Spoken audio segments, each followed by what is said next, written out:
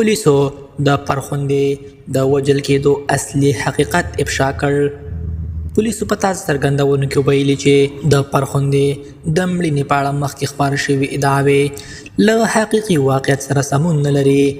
د دوی په وینا نوي طبي او عدلي پلټنې ښیي چې دا مېرمن د مغزي سکتې له امله مړه شوې ده. چارواکي زیاتوي چې د پیښې له لومړنیو شېبو راهیسې بېلابېلې اوازې خپرې شوي، خو رسمي راپورونه نورو ټولو کنګوسو ته بشپړ پای ټکی ږدي. د دوی په خبره په څېړنو کې داسې هیڅ نښه نه ده موندل شوې چې د تاوتریخوالي وهلو او یا د قصدي وژنې شک پکې موجود وي. پولیسو ټینګار وکړ چې د دې پیښې په اړه ټولې نوې موندنې د متخصصو ډاکټرانو او عدلي طب رسمي ټیم تایید کړي دي.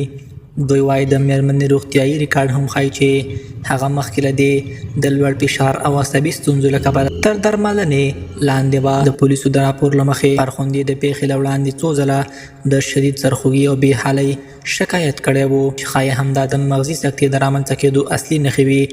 چارواکي وایي له همدې امله د ناڅاپي مرګ امکان ډیر منطقي ښکاري. امنیتي سرچینې وایي د ټولنیزو رسنیو ګنګوسې د خلکو احساسات پارولي وو، خو اوس یې غوښتنه کوي چې ټول خلک باید یوازې پر رسمي پلټنو تکیه وکړي. دوی زیاتوي چې د دروغجنو ادعاو پراخ خپرېدل د ټولنې ذهن ګډوډوي او د ناامنۍ فضا جوړوي. پولیس زیاتوي چې د دې پیښې پر وخت موجود شواهد، ویډیوګانې او د شاهدانو خبرې ټولې وڅېړل شوې، خو د تاوتریخوالي هیڅ ثبوت پکې ونه موندل شو.